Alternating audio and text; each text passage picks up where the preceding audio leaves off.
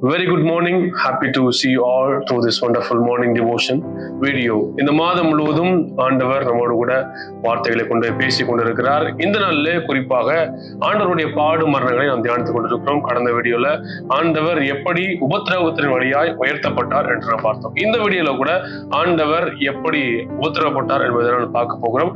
அதன் மூலமாக அவருடைய வாழ்விலே நடந்த சில நல்ல காரியங்களை நாம் பார்க்க போகிறோம். நாம் இந்த மாதம் முழுவதும் கிட்டத்தட்ட நம்முடைய சபைகளில் பிற சபைகளிலும் கூட ஆண்டவருடைய பாடு மரணங்களை தியானித்து கொண்டிருக்கிறோம். இதை தியானித்துக் கொண்டிருக்கும் பொழுதே அவர் எப்படி அடிக்கப்பட்டார், எவ்வளவு நொறுக்கப்பட்டார் என்பதை ரொம்ப தெளிவாக சொல்லுகிற ஒரு வேத அதிகாரம் தான் ஏசாயா 53 அதிகாரம். ஏசாயா 52:13 முதல் ஏசாயா 53:12 வரையிலும் அவர் எப்படியெல்லாம் பாடுபட்டார், எப்படியெல்லாம் நொறுக்கப்பட்டார், எப்படியெல்லாம் தம்முடைய அன்பை நமக்காக வெளிப்படுத்தினார் என்று சொல்லுகிற அதிகாரங்கள், வசனங்கள் தான் அதுல இருக்கிறது. அதிலிருந்து தான் ஒரு வசனத்தை நாம் தியானிக்க போகிறோம். சேர்ந்து வாசிப்போம். ஏசாயா 53 அதிகாரம் 7வது வசனம். அவர் நெருக்கப்பட்டும் ஒடுக்கப்பட்டும் இருந்தார், ஆனாலும் தம்முடைய வாயை அவர் திறக்கவில்லை. அடிக்கப்படும்படி கொண்டு போகப்படுகிற ஒரு ஆட்டுக்குட்டியை போலவும் தன்னை மயிர் கத்திருக்கிறவனுக்கு முன்பாக சத்தமிடாதிருக்கிற ஆட்டை போலவும் அவர் தம்முடைய வாயை திறவாதிருந்தார். ரெண்டு வார்த்தைகள் அழகாய் சொல்லப்பட்டிருக்கிறது.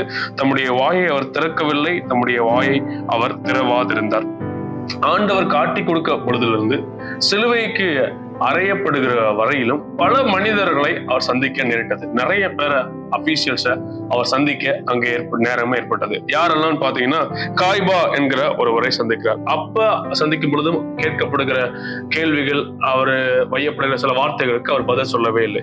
இரண்டாவதாக பார்க்கிறோம், அங்கு ஏரோதை அவர் சந்திக்கிறார். லூக்கால இருக்கு சில வசனங்கள்ல ஏரோதை பார்க்கிறார். அப்படி ஏரோதை சந்திக்கும் பொழுதும் அவர் எந்த வார்த்தையும் அவர் பேசவே இல்லை. அதுக்கு பிற்பாடு எல்லாம் ஜட்ஜ்மெண்ட்லாம் கொடுத்த பிற்பாடு அந்த ரோம போர் சேவர்கள் அவரை ரொம்ப மாக்கிங் சொல்லுவாங்க. அவர் ரொம்ப இழிவா பேசி அவரை ஏளனப்படுத்தி அவரை கொச்சப்படுத்தி வார்த்தைகளால் அவரை காயப்படுத்துறாங்க. அப்பயும் அவர் பேசவே இல்லை.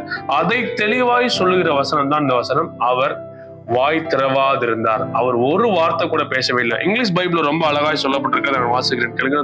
He was oppressed and treated harshly, yet he never said a word.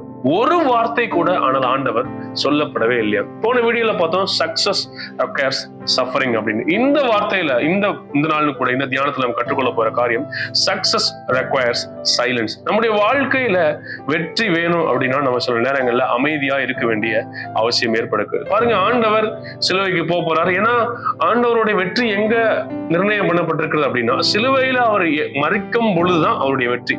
அது அவருடைய பர்பஸ். அங்க அவர் போய் சிலுவையில தம்முடைய உயிரை கொடுத்துட்டால் அதுதான் அவருடைய மிஷன் கம்ப்ளீட் ஆக போது. அவர் சக்சஸ் ஆனதுக்கான அர்த்தமே அதுதான். ஒருவேளை ஆண்டவராகி இயேசு சிலுவைக்கு போறதுக்கு முன்னாடியே நான் சொல்லல ஒரு 3 நபர்களா, காய்பாவை பாக்குறாரு, ஏரோதை பாக்குறாரு, போர்ச்சேவர்களை பாக்குறாரு. இவங்க எல்லாரும் வார்த்தைகளால அவரை ரொம்ப காயப்படுத்துறாங்க. இப்படி அவர் சொல்லிட்டு இருக்கும் பொழுது இவரும் ரிப்பீட் பண்ணி எதையாவது சொல்லி, ஒருவேளை ஏதாவது பேசி பதில் சொல்லி அந்த மிஷனை ஒருவேளை கொலாப்ஸ் ஆயிருச்சு அப்படின்னு யோசிச்சு பாருங்களேன்.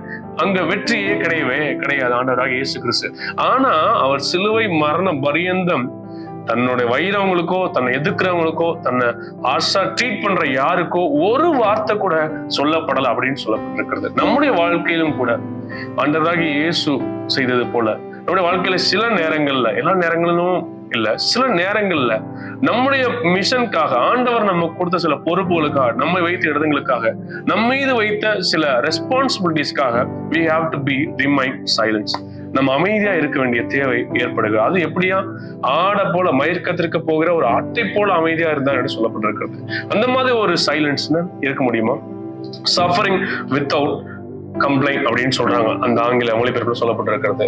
இவ்வளவு பாடுபட்டும், இவ்வளவு அடிக்கப்பட்டும், நொறுக்கப்பட்டும் ஒரு வார்த்தை கூட அவர் திறக்கவே இல்லையா. சோ இப்பேற்பட்ட குணாதிசயங்களை வளர்த்துக்கொள்ள கர்த்தர் நமக்கு உதவி செய்வாராக. எதற்காக?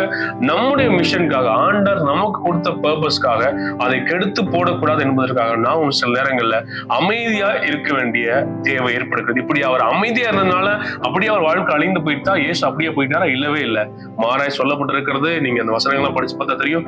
ஆண்டவர் எல்லாவற்றிற்கும் மேலாக அவர் உயர்த்தப்பட்டார். பிலிப்பியர்ல சொல்லப்பட்டிருக்கிறது, வானத்தின் கீழும் பூமியின் கீழும் உள்ள சகல முழங்கால்களும் முடங்கும்படியான எல்லாவற்றிற்கும் மேலான நாமத்தை அவர்களுக்கு தந்திருந்தார். ஒரு காலகட்டங்கள்ல இயேசு அந்த உபத்திரவத்தின் மத்தியில பேசவே இல்லை. ஆனா இன்னைக்கு உலகத்துல இருக்க நிறைய கோடிக்கணக்கான மக்கள் இயேசுவை பத்தி தான் பேசிட்டு இருக்காங்க. வாயில இயேசுவை தான் உயர்த்தி கொண்டிருக்கிறாங்க. இயேசுவோட நாமம் தான் மேல உயர்த்தப்பட்டு கொண்டிருக்கிறது. சோ நம்முடைய வாழ்க்கையிலும் கூட சில நேரங்கள் அமைதியா இருப்போம். பாடுகள் வழியா உபத்திரங்கள் வழியாய் போகும் பொழுது முறுமுறுத்து கொண்டிருக்காமல் அமைதியா இருக்கும் பொழுது, பேசாமல் இருக்கும் பொழுது, தேவையற்ற வார்த்தைகளை நாம் உபயோகப்படுத்தாமல் இருக்கும் பொழுது நாமும் சில உயர்வுகளை காண தேவன் நமக்கு உதவி செய்கிறார். தொடர்ந்து வீடுகளில் இந்த வசனங்களை தியானிக்க ஆண்டவர் நமக்கு உதவி செய்வாராக.